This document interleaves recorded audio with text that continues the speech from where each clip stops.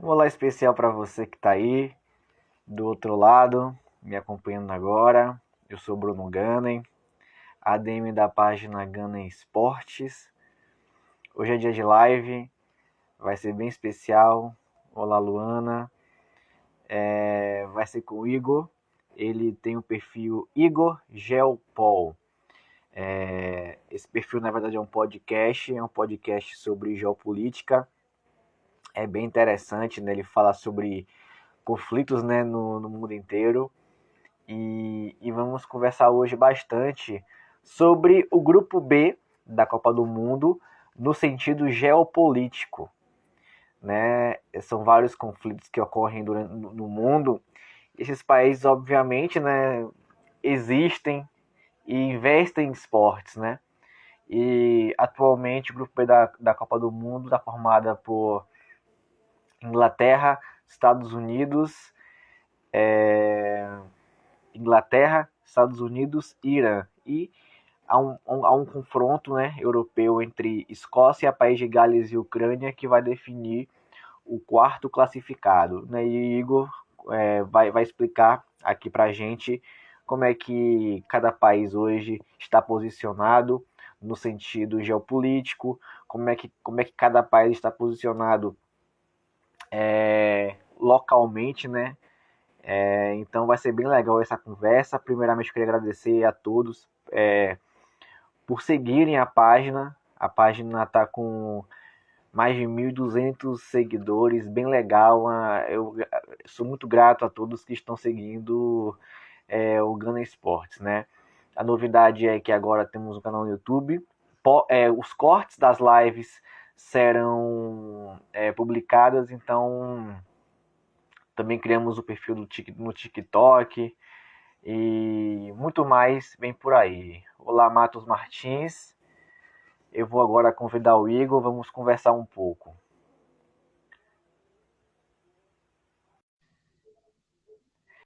Já convidei o Igor. Acredito que o Igor ele aceitou agora. Olá, Igor, tudo bom?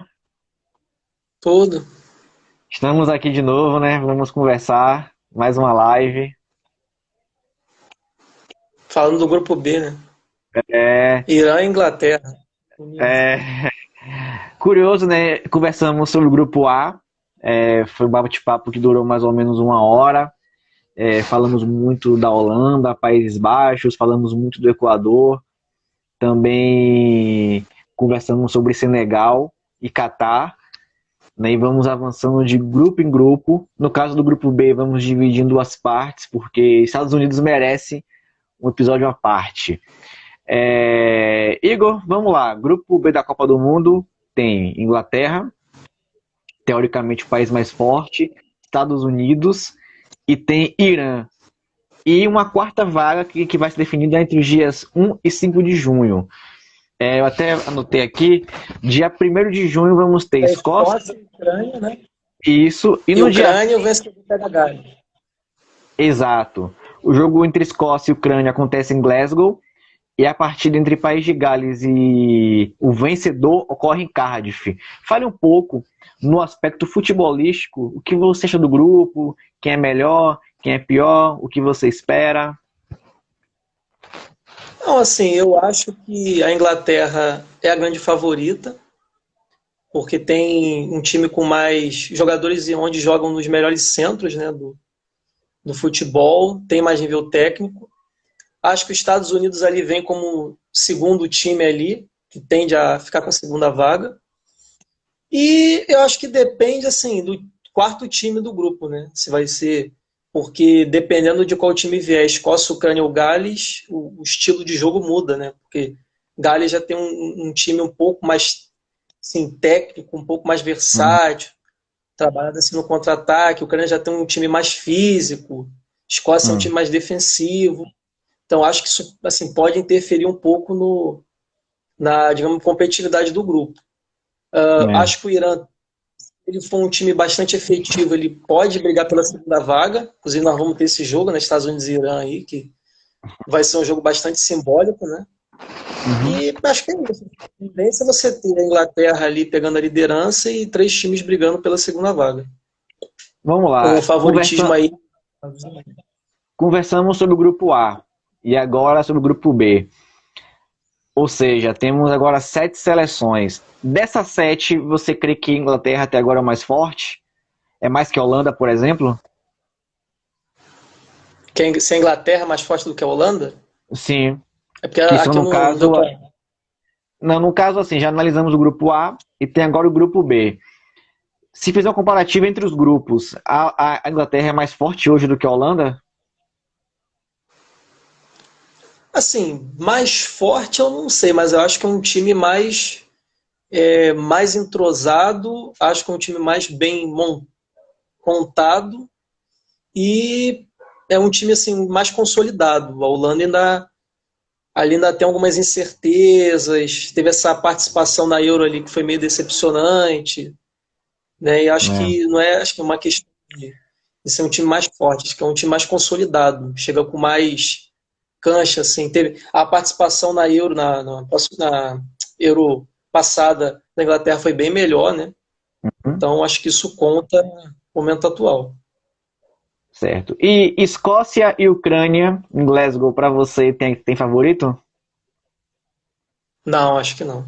Talvez a Ucrânia talvez tenha um leve assim favoritismo, mas eu acho que a coisa ali é bem parelha. Já pensou se Mas a nesse Ucrânia vai caminho para a aí, acho que o Copa? favorito é Gales. É, Oi? concordo com. Já pensou se não? Você tem razão, concordo com você. Eu acho que a Ucrânia tem esse favoritismo e que o maior favoritismo é de Gales. Mas já pensou que bomba seria a Ucrânia, Irã, Estados Unidos e Inglaterra no mesmo grupo? Seria legal se a Rússia, né, tivesse nessa Copa, né? Aí tivesse o. Ia ser legal. Mas não ganhou a Rússia, né? Tivemos a Euro 2020, a Euro de futsal, que Ucrânia e Rússia se enfrentaram nas semifinais. E a partida aconteceu em novembro, início de dezembro. Foi uma partida bem tensa e deu Rússia. A Rússia venceu a partida. Eu lembro que eu cheguei a acompanhar assim de relance, mas não cheguei a ver os jogos, não. É. Então é isso, eu queria saudar aqui o Matos Martins que entrou, Maicon André Silva que entrou, João Lopes que entrou e Eu Te Amo Futebol que também chegou aqui e deu um oi. Lembrando que a live na próxima sexta-feira vai ser com o perfil Bayer Leverkusen Brasil. Vamos falar sobre a temporada do time alemão. Eu e Igor vamos ajeitar, né, quando é que vamos fazer a segunda parte do grupo B. Vamos ver a questão de data. Também entrou aqui o Luiz Cláudio Futebol e o Dan Federado 2014. Também entrou o Juta Pedreira, Hotspur Depressivo, Jamila. Ô Igor, a página cresceu um pouco, então farei mais pausas do que na última vez. Uhum. Não tem problema, não. Vamos lá, você prefere começar sobre Irã, com Irã, ou começar com Inglaterra? Você tem alguma preferência? Irã, Irã. Vamos lá então. Papéis aqui na mão já.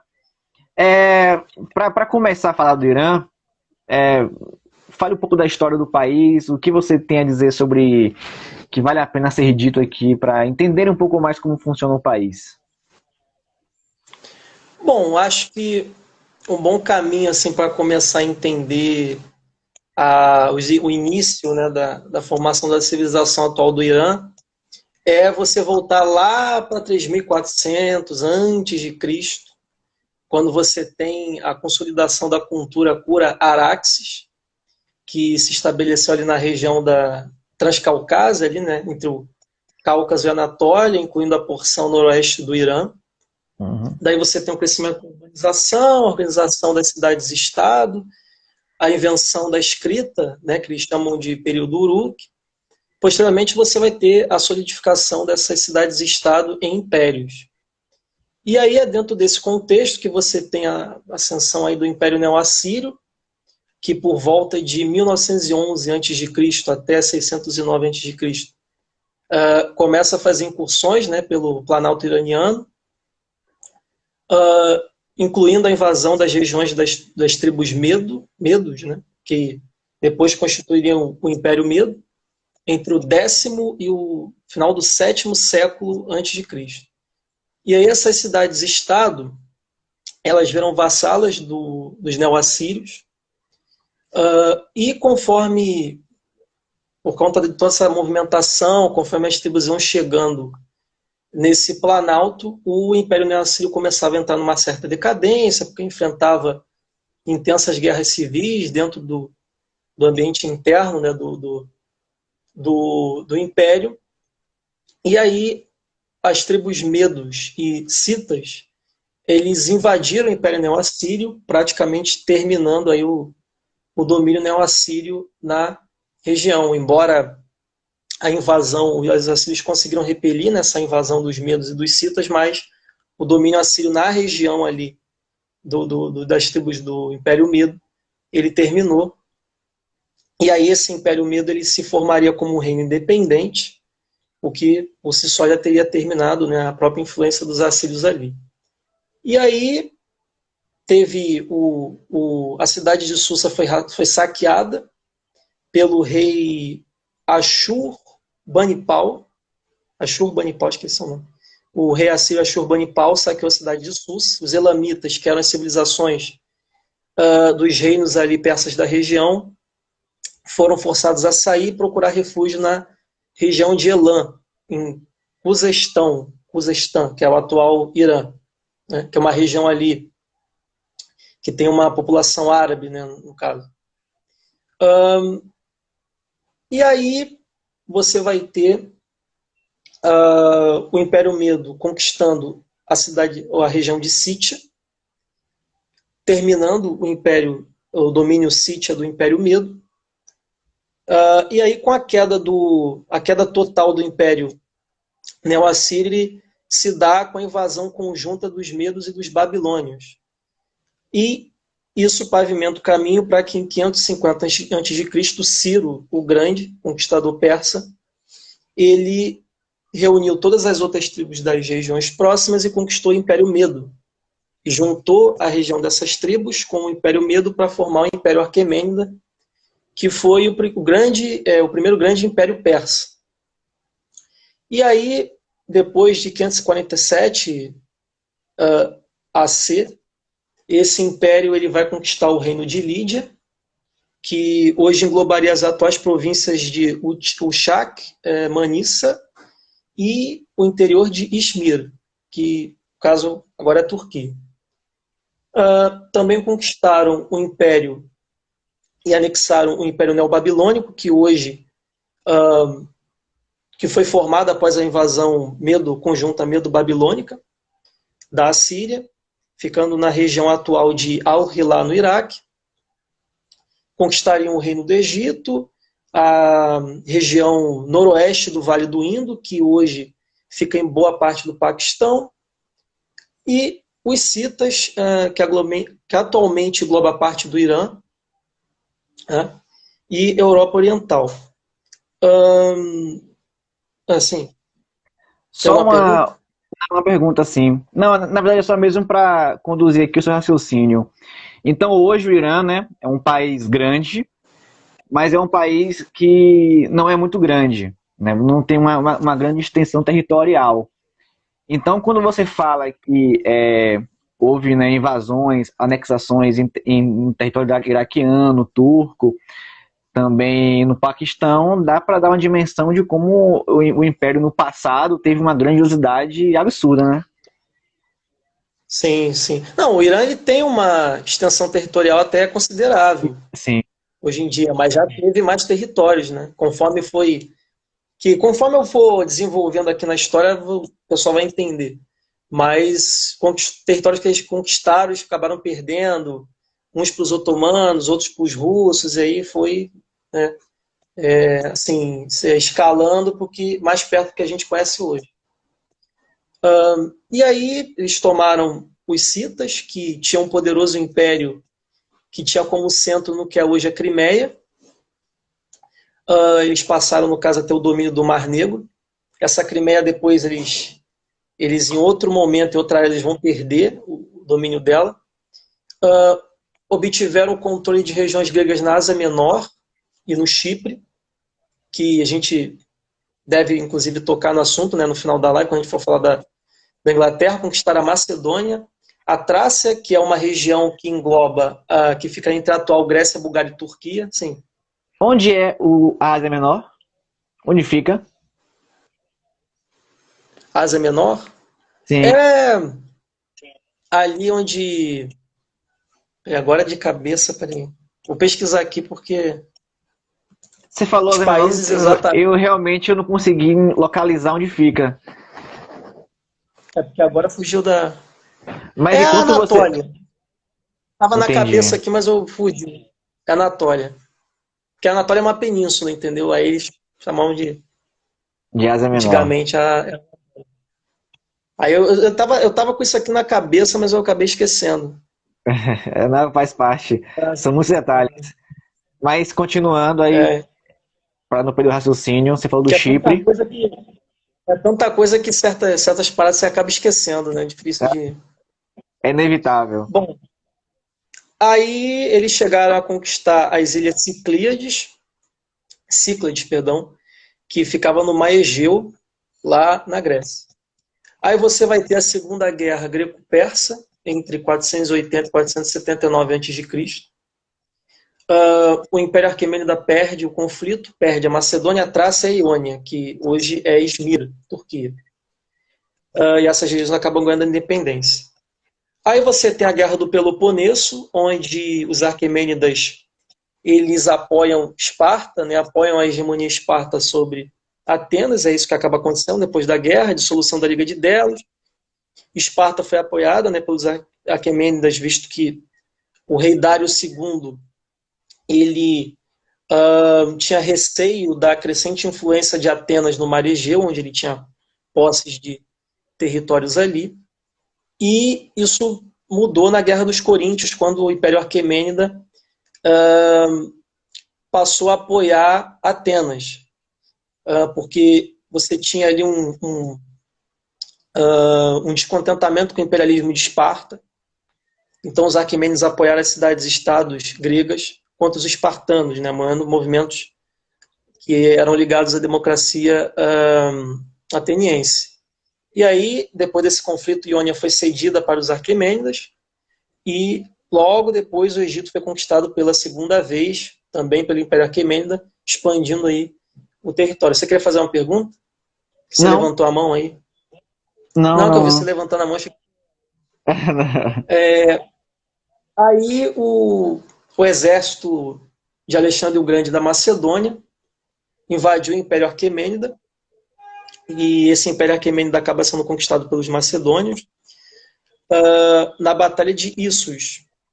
Depois disso, você tem uma certa inclusão do helenismo, né, dessa cultura trazida pelo Alexandre o Grande. Aí você tem o surgimento do Império Parta ou Arsácida, que atualmente englobaria boa parte do Eufrates, o Centro-Oriente Turco e o Paquistão Ocidental. E aí o Alexandre Grande morre, a região passa por uma partição, os partas iranianos ficaram sob o controle do Império Seljúcida, que foi o estado imposto pelos helênicos, e logo depois os partas expulsam os... Seljúcidas não, perdão, Seleucidas. Seljúcidas é depois.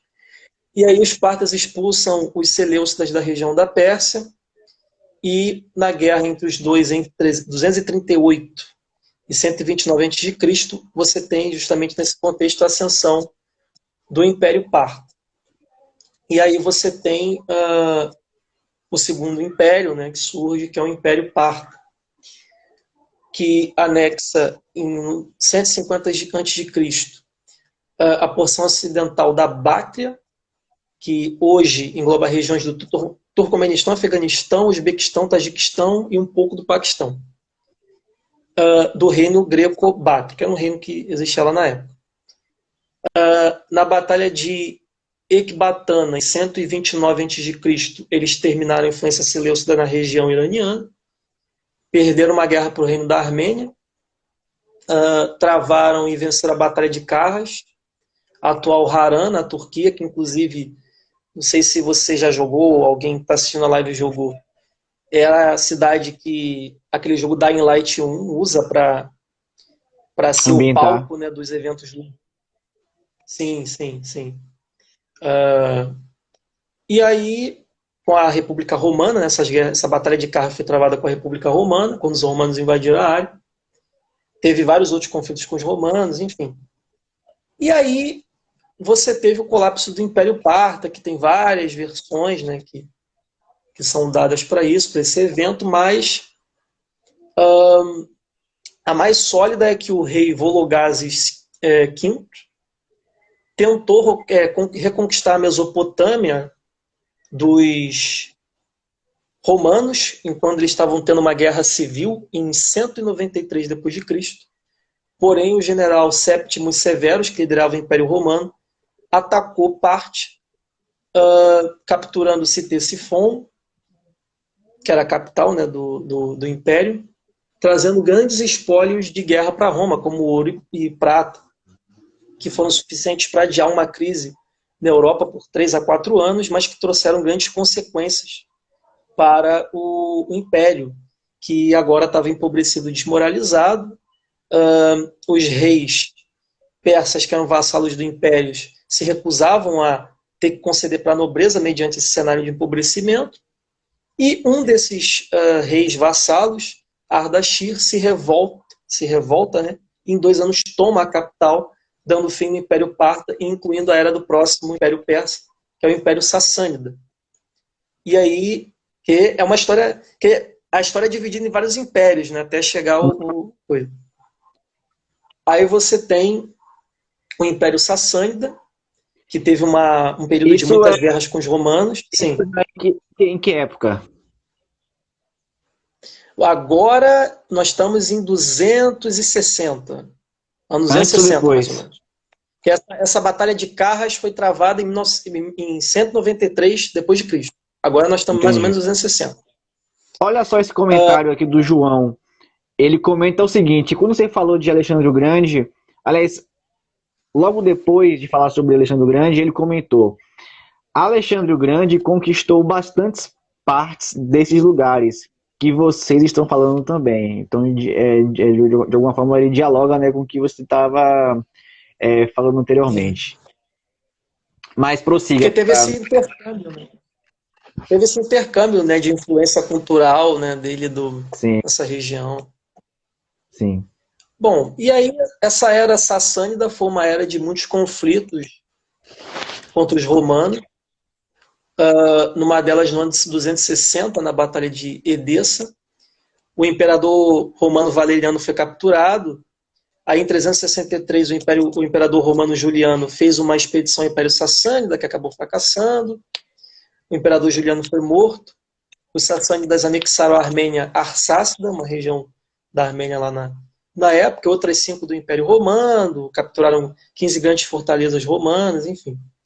Travaram uma série de conflitos com os bizantinos de 502 a 628, onde os sassânidas chegaram a capturar Teodosiópolis, que é a atual Erzurum, Turquia, e Martirópolis, que é a atual Silvan, também na Turquia. Entre 572 e 591, os sassânidas perdem e são forçados a dar a Armênia sassânida e a porção ocidental do reino georgiano de Kartli para os bizantinos. Apesar dos sassânidas eles terem ganho mais batalhas, a guerra com os bizantinos termina com aquela condição de status quo antebellum, que é quando termina como estava antes da guerra. Sim. É uma provocação baseada no cenário que nós temos hoje. Por exemplo, você olha para o território russo, que é a maior extensão territorial do mundo, em termos de país. Aquele território antes era o Império, e era muito maior quando existia a União Soviética, por exemplo. Mas hoje é um território que é fruto de muitos séculos, de muitas décadas, enfim, de acontecimentos, mas o território russo ele existe até hoje num tamanho bem proporcional. o Irã, por pouco, parece por pouco não, mas o Irã chegou a prospectar esse tipo de território, quando naquela né, na área sul da Ásia e na área sul da Europa, pegando um pouco do norte da África, né, se for observar bem, poderíamos ter um território muito grande que hoje seria Irã, Uhum. um grande Irã. Uhum. Por que a Rússia conseguiu manter e o Irã não? Olha, porque assim, foram eventos diferentes, né? Por exemplo, a União Soviética, quando você tem, porque assim, o Irã, ele tinha mais regiões em territórios que não era, digamos, o atual Irã, do que a Rússia tinha, onde não era a Rússia, entendeu? Então, por exemplo, a Anatólia hoje não é Irã, e o Irã tinha posse ali, Mar Egeu. Então, eu acho que isso facilitou pelo fato do Irã não ter conseguido manter, depois de um tempo também, os russos passaram a ter muito mais influência do que os persas na era moderna, né? Mais poderio, principalmente quando você leva em conta o ano ali de 1810, 1820, 30, 40, lá, lá. E aí você tem a União Soviética. Acho que foram eventos diferentes. Acho que foram eventos diferentes, até porque regionalmente falando, a Pérsia passou a ter muito mais conflitos regionais, eu acho, do que a Rússia, proporcionalmente falando. Mas, diante disso, dá para concluir que o fato de ter da região desse império, né, que hoje é Irã, é pelo fato da Rússia ter obtido mais êxito no controle do território, dos povos. No caso, dá para afirmar que o que hoje entendemos como Irã houve um fracasso nessa questão dessa gestão de territórios, ou é porque só foi algo mesmo momentâneo e culturas muito diferentes, aí não dá para colocar num único espaço. Queria que você falasse mais um pouco sobre isso, assim. Não, assim, eu acho que o ambiente da região da Pérsia você tinha mais conflitos ali, era um ambiente um pouco mais turbulento do que, por exemplo, a Rússia, que basicamente você pega, por exemplo, ali a Ucrânia, historicamente, por boa parte do período da história, boa parte da Ucrânia era a Rússia, né? Então, o Império Russo ele encontrou menos obstáculos ali regionalmente falando do que a Pérsia encontrou, entendeu? Eu acho que isso fez diferença na manutenção ali daqueles territórios todos. E o João completa, o mesmo que fez a outra pergunta ele completa falando de novo. Assim, a Rússia perdeu muitos territórios na Primeira Guerra também. Finlândia, Polônia, Manchúria. A questão é que eles são tão grandes que, mesmo perdendo fronteiras, continuam grandes. Tem isso Ele, também. ele comenta isso. Mas, voltando para o seu É um raciocínio, que está. território que eu considero mais difícil. É um território também que eu considero mais difícil de ser tomado, né? Também tem isso em conta. A Alemanha que o diga, né? É. Mas a Mas Alemanha, porque assim, todo mundo acha que a Alemanha perdeu por causa do inverno, mas não é bem assim, não. Porque também é, isso é meio que tirar o mérito do Exército Vermelho, né? Achar que a ma- Alemanha só perdeu por causa do frio, né? mas bora deixar esse papo aí para o grupo sobre a Alemanha, É outra live.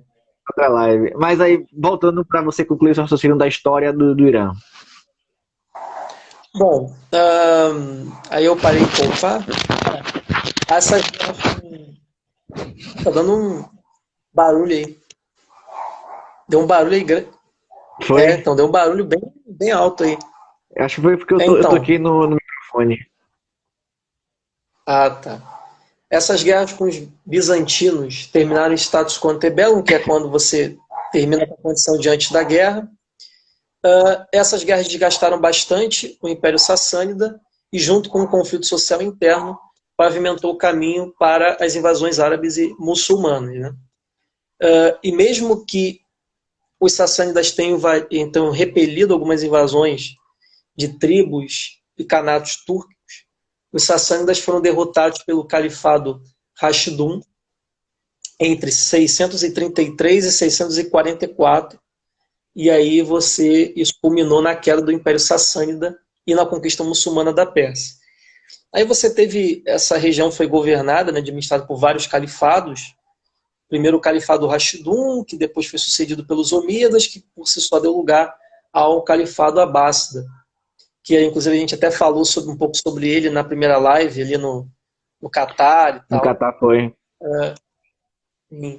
E aí você foi tendo uma islamização gradual sendo imposta, que teria como principal alvo, igual, eu não sei bem qual a visão sobre alguns intelectuais islâmicos sobre isso, mas dizem que o principal alvo foi a maioria zoroastriana da região, e isso, com a crescente cosmopolitização da região, conforme a região foi se desenvolvendo, o crescimento da influência e burocracia dos persas e dos turcos frente a esse domínio aí dos califados, né, no caso sobre os árabes, fizeram com que os abássidas perdessem poder e dinheiro, bem como uma realidade social em que as lealdades se tornaram incertas e uma hierarquia de funcionários começou a emergir.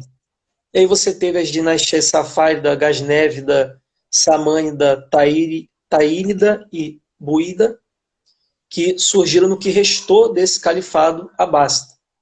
E aí as tribos turcas Seljuk derrotaram a dinastia Gasnévida e fundaram o Império Turco-Persa Seljúcida por volta de 1040, por volta de 1040, após a Batalha de Dandankan. Depois conquistaram a maior parte da Anatólia, que estava controlada pelos bizantinos, perderam a Nicéia e Jerusalém para os cruzados, né, durante a primeira cruzada, entre 1095 e 1099, e aí esse Império Seljúcida cai após a derrota no segundo cerco de Bagdá, e as eclosões de revoltas e invasões de tribos e grupos turcos e persas, perdendo todas essas províncias orientais que tinham conquistado antes. A região, ela então passaria para as mãos da dinastia do Estado persianizado do Sultanato Gúrida, mesmo que fossem repelidos na Batalha de Tara em 1191,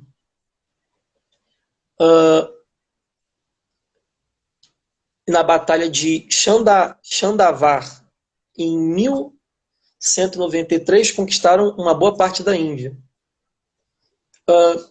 E quando o sultão Al-Din Muhammad falece, os corásmios viram isso como uma oportunidade de aproveitar a confusão instaurada pela morte dele, a definição do que seria ali o comando para tomar o poder, e aí foi o início do Império Corásmo, liderado por uma dinastia muçulmana sunita, persa de origem turca. Sim. O João Lopes tem mais uma pergunta. Por conta dessa série de conflitos entre persas e árabes, existe uma rixa hoje em dia por conta disso? É a pergunta que ele fez para você. Mas assim, dentro do Irã, você tem um movimento separatista na província de Khuzestan, movimento árabe, até hoje, inclusive. Bom, e rixas assim entre o Irã e outros países árabes, você tem uma rixa assim ideológica. Você não tem um conflito militar aberto, mas você tem uma rixa ideológica, até uma guerra por procuração entre a Arábia Saudita e o Irã, que a gente pode falar depois sobre, conforme a gente for entrando nos outros tópicos do Irã, porque a gente vai ter que falar da questão do Iêmen, dos Houthis, e aí a intervenção saudita no Iêmen, que você tem um conflito ali, e o resto ali desse choque aí entre Arábia Saudita e Irã, porque a Arábia Saudita é de maioria sunita, Irã é de maioria xiita. Então, assim, o que dá para dizer que tem uma rixa hoje é com a Arábia Saudita, com Israel, mas Israel não é, digamos, de maioria árabe, né? Acho que é isso, assim, que dá para citar.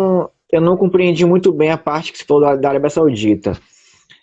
Existe É uma porque, questão entre os dois países, mas não chega a ser algo.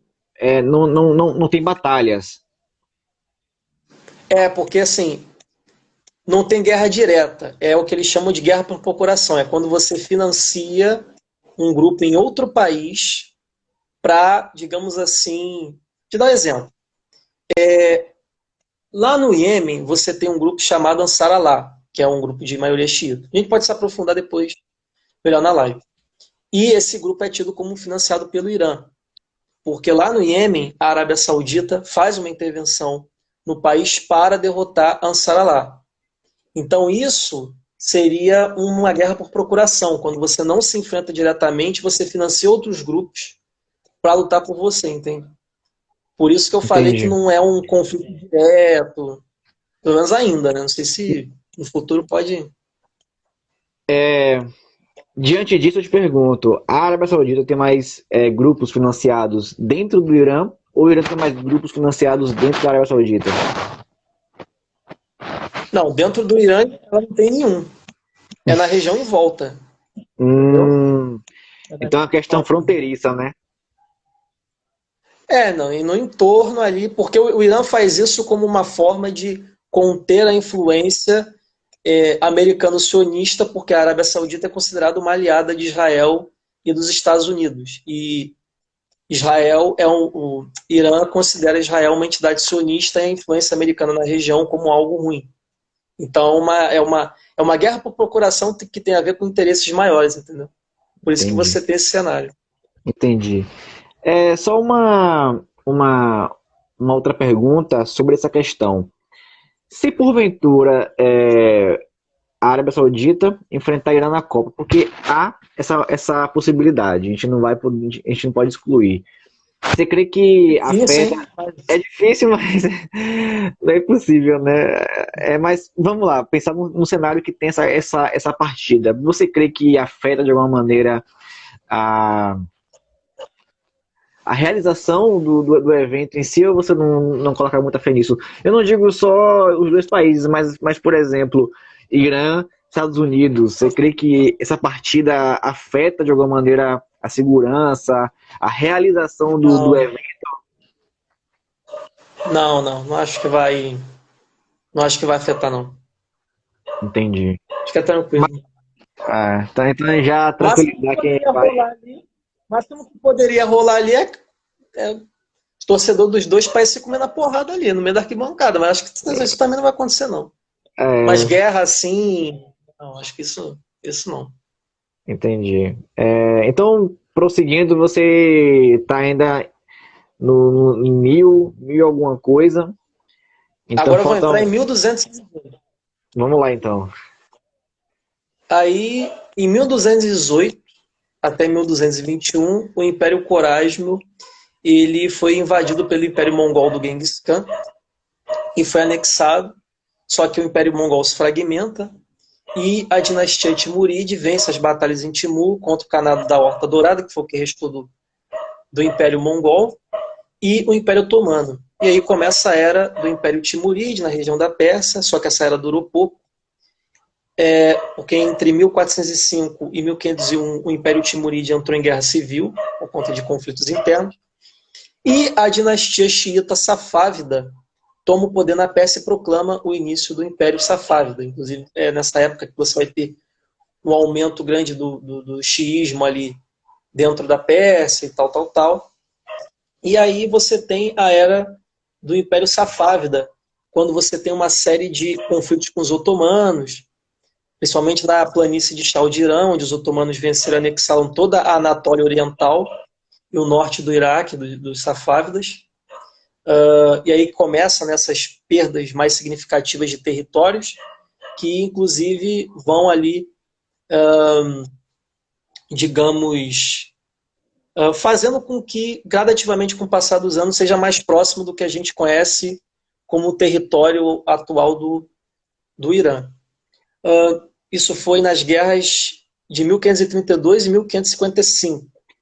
O Irã, Que aí os otomanos capturaram a Baixa Mesopotâmia e Bagdá. Pode falar. o Irã hoje reivindica algum território perdido? Pelo que eu sei, não. Não, né?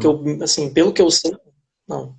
O que você tem é movimentos separatistas dentro do Irã. O Zestão, aí tem uns movimentos turcos lá, dentro do Irã, mas assim, acho que proclamar território assim, tipo Malvinas, essas coisas assim, não. Pelo que eu sei de cabeça, não. O do Kurdistão até hoje é bem falado, né? O iraquiano é mais famoso, mas até hoje esse movimento, né, é muito falado aqui no Ocidente, né? Sim. Ali, principalmente na Turquia, ali tem bastante polêmico, né? Que os turcos não aceitam, que seja criado um território curdo ali, enfim. Tem uma série da Globo News, né, que é O Que Mundo é Esse?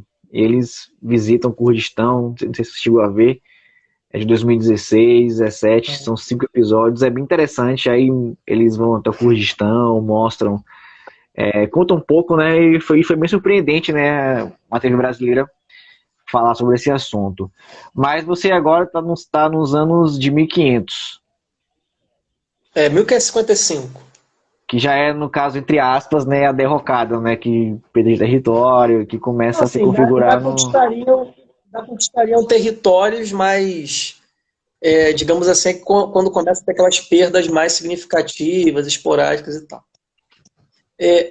E aí, depois dessa captura de Bagdá, você tem a primeira partição do Cáucaso entre os persas e os otomanos. A Armênia e Geórgia ocidentais ficam em mãos otomanas, enquanto que a Armênia e Geórgia orientais, o Daguestão, que fica na atual Rússia, e a atual República do Azerbaijão, ficam em mãos persas.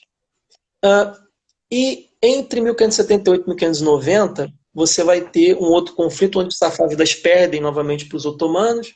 Você tem a assinatura do Tratado de Constantinopla, dando fim na guerra e mantendo os ganhos territoriais turcos, incluindo as posses safávidas da região da Geórgia, ao sul do Cáucaso, Daguestão, a atual província de Erivan, na Armênia, Karabakh e Silvan, na Turquia. A província do Azerbaijão, incluindo Tabriz, que hoje é o atual Irã,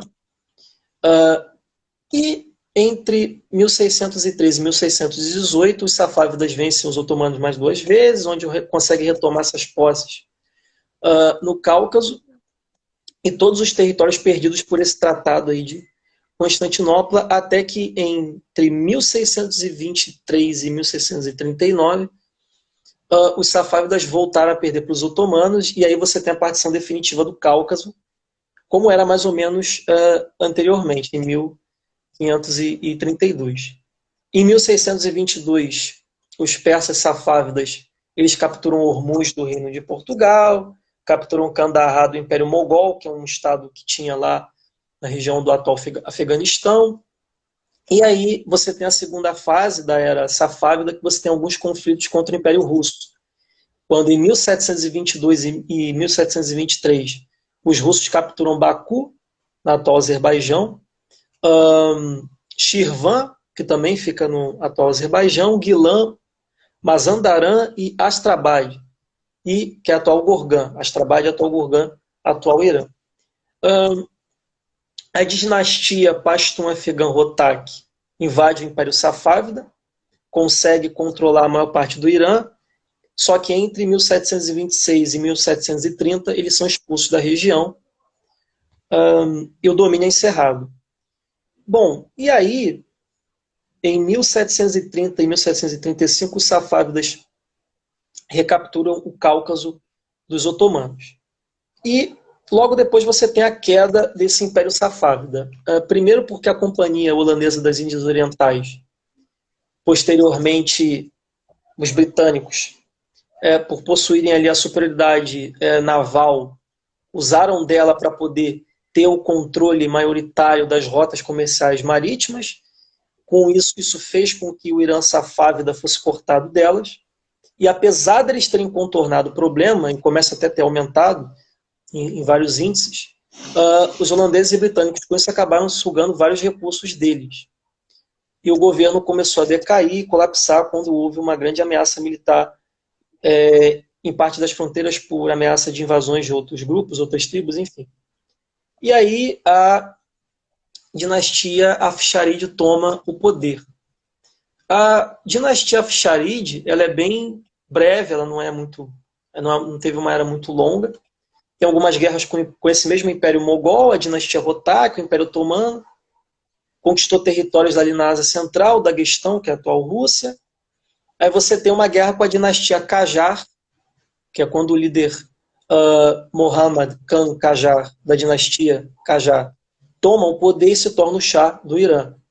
E aí, entre 1755 e 1776, a dinastia Zand captura a Basra, atual Iraque, dos otomanos. Só que, logo em seguida, eles são os territórios dessa dinastia são capturados pelos Qajars por conta de um conflito ali interno ali na região da Pérsia que teve. E aí você tem o começo de uma nova era, que é a era do Irã Qajar. E aí, nessa era Qajar, você teve, primeiramente, você teve mais alguns conflitos, como a Batalha de Kritsnice, onde eles capturam a Geórgia e o Cáucaso. Mas o mais marcante, sem dúvida nenhuma, dessa era foi as várias perdas de vários conflitos, né, no caso, que estiveram com o Império Russo. Em 1796, o primeiro ali terminou inconclusivo. Entre 1804 e 1813, o Irã Qajar perde e cede a maior parte dos territórios do Cáucaso para a Rússia, incluindo o Daguestão, a Geórgia e o atual Azerbaijão.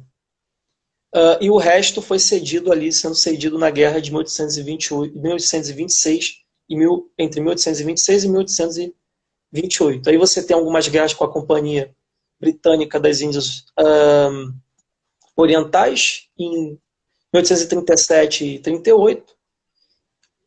Você queria fazer alguma pergunta? Não. Não.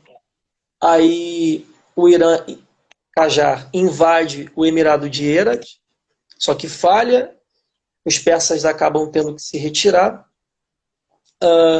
Um novo cerco foi feito a Herat em 1856, esse foi bem sucedido e terminou na ocupação persa da região até a Guerra Anglo-Persa de 1857, quando eles foram obrigados a se retirar de Herat. E entre 1914 e 1918, na era Qajar, o Irã, que na época, aí eu estou falando da Primeira Guerra Mundial, o Irã Qajar ele era neutro, porém, pelo país ficar localizado numa região estratégica, acabou virando alvo ali dos otomanos e dos britânicos. Aí virou alvo da Entente e dos poderes centrais, principalmente os otomanos, que acabaram se chocando na região, inclusive milhões de civis persas teriam sido mortos pelos otomanos, muitos outros por uma fome que aconteceu em 1917, 19, que teria sido enormemente influenciada por ações britânicas e alguns historiadores dizem por ações russas. E aí essa falta da capacidade do governo do Irã Qajar em lidar, em manter a soberania do país por meio desse conflito vai fazer com que, seguidamente, após a Primeira Guerra Mundial, nós temos um golpe de Estado em 1921, apoiado pelos britânicos, que leva o Shah Reza Pahlavi ao poder. Não é esse mais famoso, tá? Esse mais famoso é filho desse cara. E instaurando aí uma nova era, quando começa aí a era mais moderna, digamos assim, da história do Irã, com a proclamação em 1925 do Estado Imperial do Irã. E aí a gente pode dar um salto para a Segunda Guerra Mundial em 1941, que as forças anglo-soviéticas invadem o Estado Imperial do Irã, que na época era neutro para garantir a segurança da linha de suprimentos dos aliados para a União Soviética, tomar o controle dos campos de petróleo do Irã, até porque também essa invasão foi feita para limitar a influência do Shah Reza Pahlavi, da influência alemã ao Shah Reza Pahlavi, porque ele era tido como amigável à Alemanha nazista. e impedir um avanço do eixo pela Turquia através do Irã. Então, os aliados eles conseguem ocupar o país, esse Shah Reza Pahlavi foge em exílio e o filho, Mohammad Reza Shah Pahlavi, é colocado no poder. Em 46, nós até tivemos uma crise no Irã, quando depois que teve a ocupação dos aliados do Irã, os soviéticos eles se recusavam a se retirar, e aí, quando houve uma pressão internacional para a saída da União Soviética, iranianos pró-soviéticos, treinados pela União Soviética, proclamaram uma república separatista de Mahabad, que fica no atual noroeste iraniano, e na região do Azerbaijão iraniano, que são regiões ali que tem muitos azeres étnicos, né? E lutaram contra as forças iranianas, o Irã conseguiu vencer o conflito, a república foi dissolvida. Nós tivemos aí um outro marco, um outro episódio marcante, quando em 53 o Mossadegh, primeiro-ministro, foi deposto num golpe, depois que tentou nacionalizar as reservas, toda a exploração da Anglo-American, porque se alegava que a Anglo-American pagava um valor irrisório pela exploração dos recursos naturais do Irã. Esse golpe foi feito para fortalecer a monarquia do Shah e enfraquecer o Mossadegh, que foi deposto. E aí, após o golpe, você teve uma repressão violenta da oposição por meio da polícia secreta Savak, que foi instalada após o golpe, né, no governo do Shah, que boa parte dos agentes dessa polícia secreta foram treinados pela CIA. O petróleo era controlado por empresas estrangeiras, né, americanas, britânicas e europeias. Nesse contexto, você teve um ayatollah xiita que começou a ganhar destaque em 63, que é o Khomeini. Ele é preso e depois ele fica em exílio por ter criticado as políticas do Shah. E em 79 e 83 você tem, eu acredito assim, que por esses motivos, mas vários historiadores ocidentais dizem que essa revolução não teve nenhum motivo econômico, militar, porque o Irã era próspero, mas outros já discordam, enfim. E aí nós tivemos a Revolução Islâmica do Irã, dando fim a esse Estado Imperial do Irã e iniciando a era da República Islâmica do Irã, como a gente conhece hoje. E aí essa fase aí de 83, enfim, no início dos anos 80 para cá, nós tivemos uma era de pouco movimento, exceto a guerra Irã-Iraque, que começou em 80, mas se intensificou pós a instalação da Revolução da República Islâmica do Irã. Ela durou até 88. O Iraque tentava impedir a exportação, segundo o que Saddam Hussein e os sunitas do Iraque diziam, era uma tentativa de impedir a exportação da Revolução Islâmica no Irã para os outros países, porque a maioria dessa revolução era xiita, e o Iraque, na época, era sunita, governado pelo partido Baath, né? E aí tinham medo do Irã talvez explorar os conflitos internos dentro do Iraque, enfim. E o Iraque tentava superar o Irã como grande potência regional, né, grande centro de influência regional. O conflito terminou com ambos os lados declarando vitória, mas de maneira inconclusiva, porque você não teve nenhum ganho territorial significativo ali entre as duas partes. Você teve uma adoção de uma resolução da ONU e um cessar-fogo sendo declarado, e o Iraque não conseguiu impulsionar o separatismo árabe dentro do Irã, e segundo que fontes assim mais ligadas que são mais assim apologistas do Saddam, fontes ocidentais, enfim, dizem que o Irã também não conseguiu explorar esses conflitos internos dentro do, digamos assim, do Iraque, né? E é isso. Mas a gente pode do Irã. Mas assim, olhando para os resumir. Não, porque é bem longa, né, a história. Se você olha para o trecho que falamos sobre o Equador, sobre Catar, até mesmo sobre a questão dos Países Baixos, a história do Irã tem muito mais nuances, é uma história muito mais rica. Mais rica, Mas você falou sobre a questão dos conflitos, mas existe uma espécie de guerra, né, ideológica entre Irã e Estados Unidos, né, muito pela questão nuclear. Isso a gente entra na segunda pergunta, né? É, é real essa ameaça nuclear do Irã? Não é real? Quem tem razão? Estados Unidos, Irã? Não, veja bem, o que acontece é o seguinte: os países ocidentais acusam o Irã de patrocinar terrorismo, porque o Irã financiaria todas aquelas milícias xiitas, como Hezbollah, Ansar Allah, os Houthis, e milícias ali xiitas na Síria, enfim.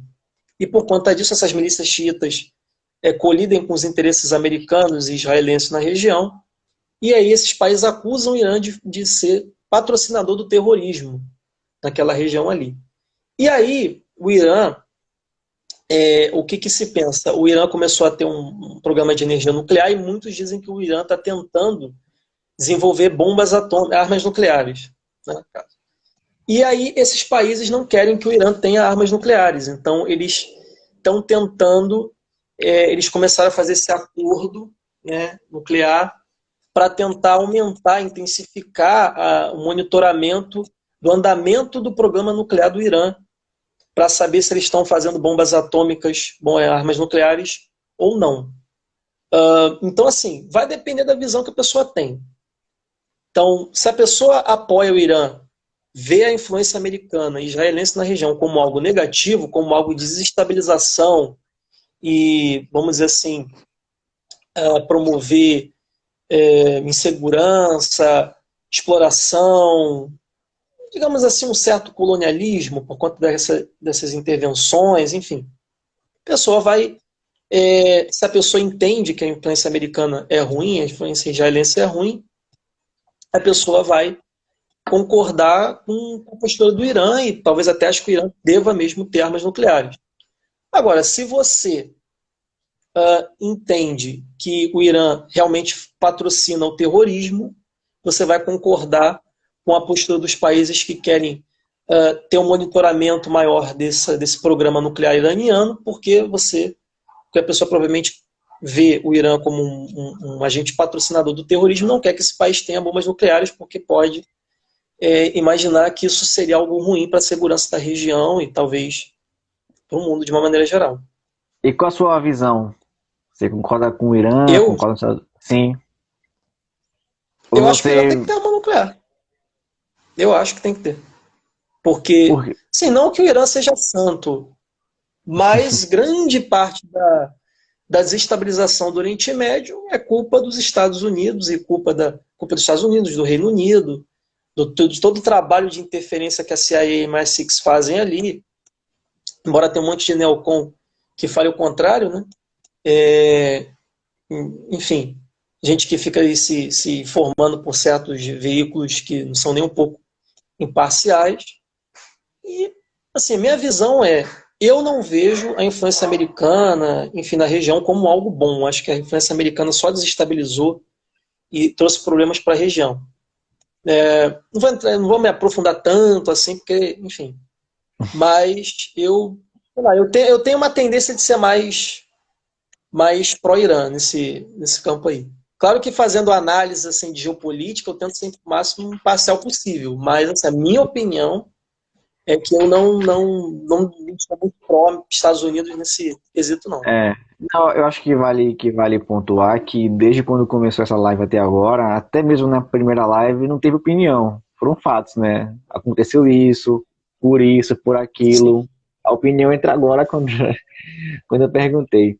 O João falou o seguinte, ó, junto com a Grécia e Egito, o Irã foi um dos primeiros impérios, né? Imagine um grupo formado por Grécia, Egito, Irã, China, aí vem outro grupo com Inglaterra, Estados Unidos e por aí vai, né? Porque realmente o mundo não começou hoje, né? Então existe todo um universo aí, enfim, né? Que existe hoje no mundo. E seguindo aqui para mais uma pergunta, você falou de Israel. mas senti que não entrou muito nesse universo. Então, fale um pouco porque o Irã não se dá com Israel. Bom, tem alguns pontos. Irã, principalmente depois da Revolução Islâmica, vê Israel como uma entidade sionista.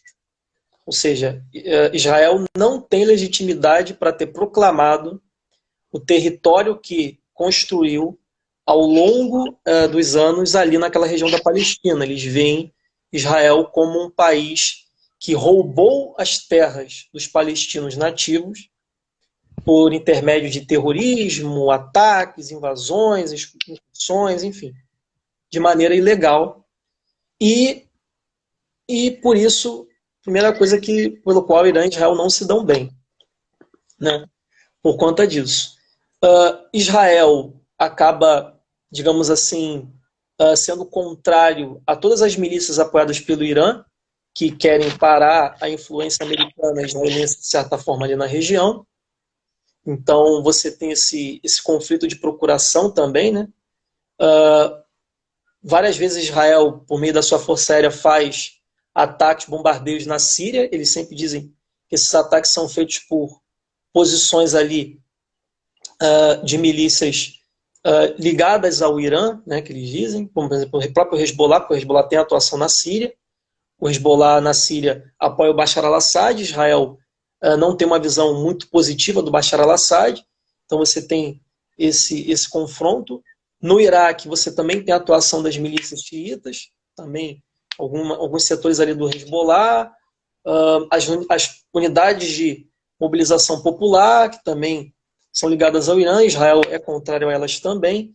Então você tem Israel vê o Irã como um agente que patrocina o terrorismo e ataca todas as milícias que são ligadas ao Irã por conta disso. E o Irã responde financiando esses grupos, porque o Irã vê principalmente Israel como uma entidade legal, um Estado legal sionista proclamado em terras que não são dele. Entendi. Então, o Israel mesmo meio que segue a visão ocidental, né? Oi? Então, Entendi. Israel tem uma visão do Irã que é igual nos países ocidentais. Sim, sim, sim. O É que é igual, esperado. basicamente. É. É igual, a mesma visão, basicamente. Entendi. E dá para afirmar, mesmo que minimamente, ou acusar o Irã de financiar realmente o terrorismo? Esse argumento faz sentido em algum momento? Então, vamos lá. Primeiro eu vou dar as visões, né, diversas aí, e vou dar minha opinião depois. Depende, como eu falei ali, depende de como você vê o Irã. Se você apoia o Irã por achar que a influência americana e israelense na região é algo ruim, e o Irã estaria com interesses muito melhores em tentar conter essa influência, ou se você vê a influência americana e israelense como algo bom frente ao patrocínio, né, do terrorismo por parte do Irã.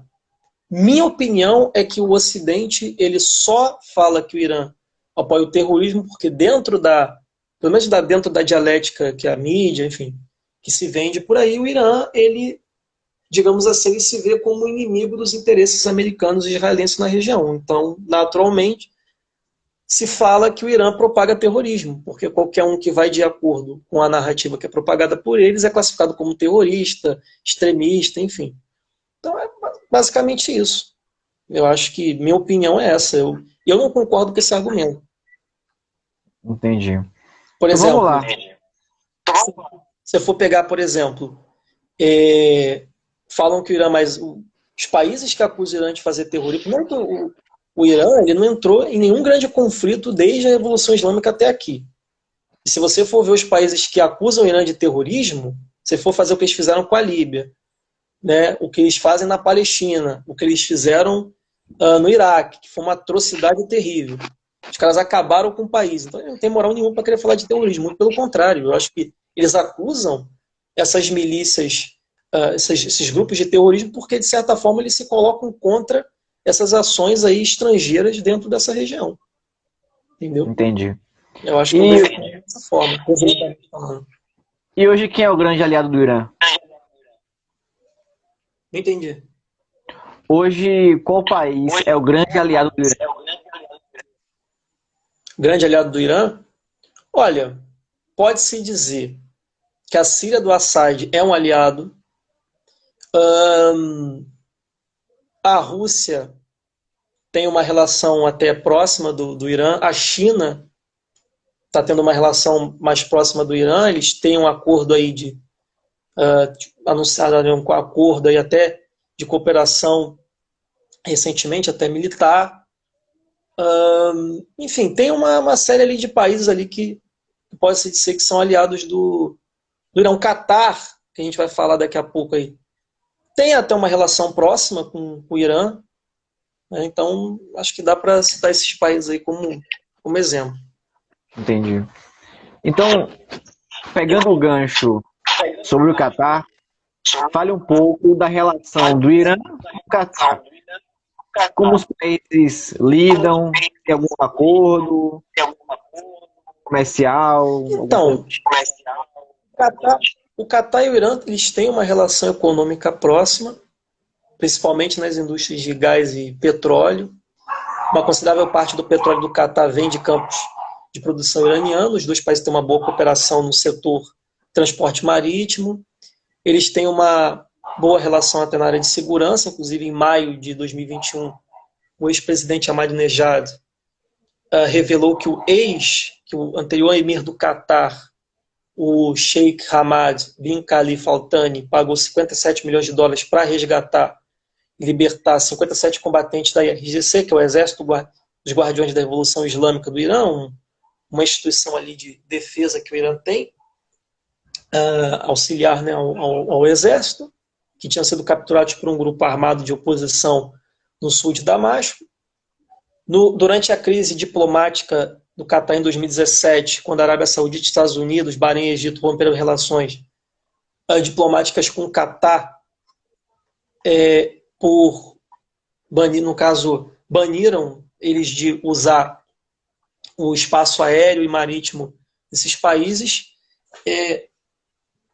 O Irã deu um apoio econômico e deu um apoio econômico ao Catar, dando comida, frutas, etc., porque o Catar, de certa forma, ficou bloqueado. Né? Só vou fazer um negócio aqui rapidinho. Só. Tá bom. Então é isso. Seguindo, estou aqui com o Igor conversando sobre o grupo B da Copa do Mundo no sentido geopolítico, né? Fizemos sobre o grupo A aqui na íntegra. E o B estamos aqui conversando. Vamos encerrar aqui a conversa, partir para a Inglaterra, e aí vamos encerrar. O grupo B tem da Estados Unidos, e ainda vai ter Escócia, de Gales ou Ucrânia. Então, são países complexos, história complexa, então realmente vale a pena dividir em dois.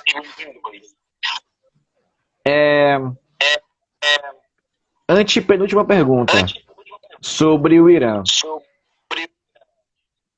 No que diz respeito ao território do Golfo Pérsico, qual a influência atual do Irã? Bom, o Irã, mas você pergunta em que sentido? Tipo, a influência política, cultural.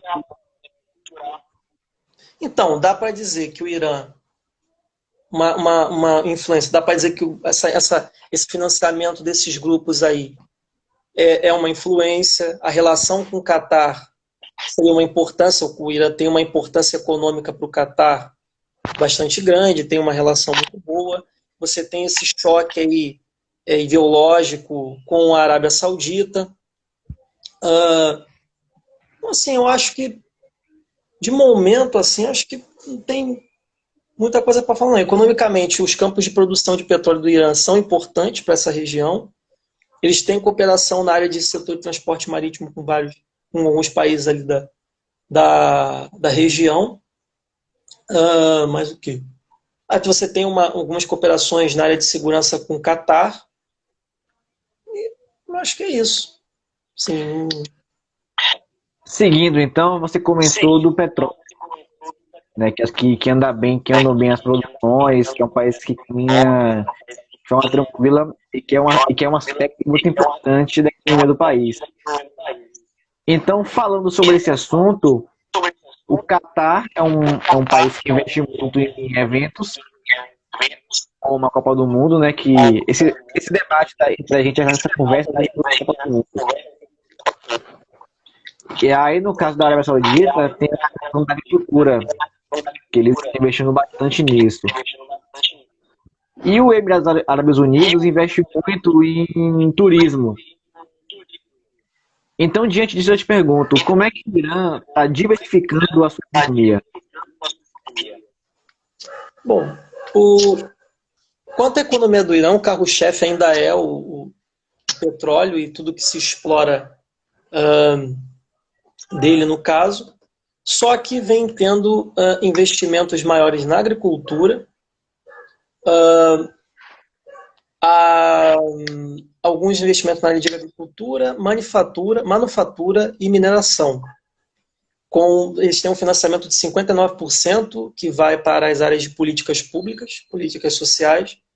O setor de serviços é o que mais emprega.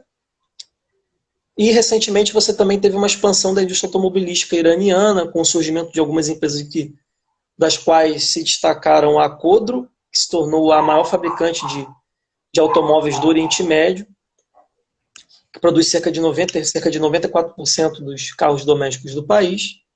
E com o surgimento da Saipa, que foi uma outra empresa que surgiu logo depois, o Irã se tornou, em 2010, o 12º maior produtor de carros do mundo, fabricante de automóveis do mundo.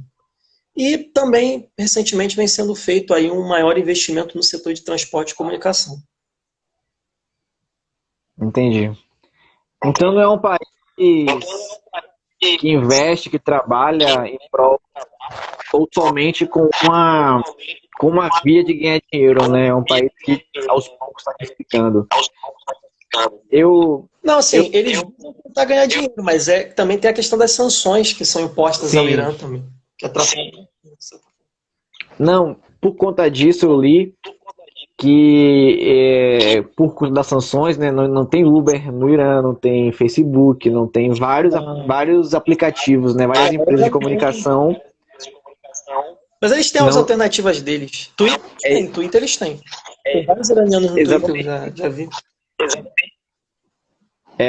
Que várias startups iranianas estão criando, né, aplicativos que substituem essas empresas. Então tem um mercado de startups que é interessante lá no Irã. Uhum. Ainda mais as funções, eles criam alternativas, né, que possam substituir o que deixa de ser disponível. Então, como não tem Spotify, eles criam o Spotify deles e o Spotify deles está grande no país e eles vão se alimentando dessa maneira. E para encerrar a conversa sobre o Irã, eu vou ler aqui a última pergunta. Sabemos bem que há conflitos no Oriente Médio e outras regiões da Ásia. Afeganistão, Iraque, Paquistão, China e Iêmen. São todos países com conflitos vigentes. Como o Irã se posiciona diante disso? Você chegou a falar sobre isso, mas responda agora de uma maneira geral. Como é que o Irã se mete na questão da guerra na Síria, na questão que houve no Iraque, enfim, por aí. Nessa linha. Então, no Afeganistão, eles não têm uma relação boa histórica com o Talibã. O Talibã é de uma vertente do sunismo, é de maioria xiita, eles não têm uma boa história. O Talibã já fez muitas atrocidades contra a população Hazara, né, no Afeganistão, que basicamente são xiitas. Isso inclui para que haja uma relação ruim, né, entre os dois grupos. Aí você tem... Acho que Síria e Iêmen eu já dei uma boa pincelada, né? O Iêmen tem Ansarallah os Houthis, que são apoiados pelo Irã, contra as outras frentes ali, pró-Saleh, que é apoiado pelos sauditas, enfim. Na Síria, o Irã se posiciona a favor do Bashar al-Assad, financia milícias que apoiam o Assad na Síria. Afeganistão. Paquistão, assim, eu não tenho muita informação assim de como o Irã vê o Paquistão. Acho que nos últimos tempos eu não vi muitas declarações do Irã em relação ao Paquistão, né? E tu falou qual outro país que tu falou? Não, mas assim, no Mas eu geral acredito que mesmo, Bahrein, mais para falar assim, como é que o Irã se posiciona quando ocorre algum conflito, por ser um país mais reservado, que prefere não se meter nessas questões. entendi. Não, mas acho que é por aí assim que pode ser dito. Então é isso. Encerramos, né, a parte do Irã. Ô Igor, eu faria o seguinte: temos já 1h20 de conversa. Eu faria o seguinte: eu vou encerrar a conversa, subir, para termos um episódio só do Irã, entra ao vivo de novo e a gente fala só sobre o Reino Unido para ficar separado. Porque como ficou bastante extenso, para ficar até melhor para quem vai assistir. Sim. Porque você acha que vai ficar cansativo, né? Porque vai ter mais de Então, 2 horas. pode ser. Melhor ter uma hora Sim. de Reino Unido separados do que juntos, até para encontrar o conteúdo vai ser melhor. Também pensando melhor, acho melhor fazer isso mesmo. Pronto. Até para Então é isso. engajamento, né? Então é isso. Eu vou agora encerrar aqui a live sobre esse episódio e a gente volta para falar sobre o Reino Unido. Muito obrigado, Igor. Valeu pelo convite, aí, pela oportunidade. Tá sendo Até já. legal vir aqui falar sobre geopolítica, a história dos países, né? É bom poder compartilhar assim, um pouco de conhecimento, né, que a pessoa tem, né? Às vezes é meio sufocante você tipo, saber as coisas e não ter ninguém para Falar, né? poder compartilhar. Então é sempre bom, né, ter essas oportunidades e agradeço aí mais um convite. E Reino Unido, nós estamos aqui para falar do Reino Unido. Então, próximo episódio, Reino Unido. É isso aí, obrigado e até mais.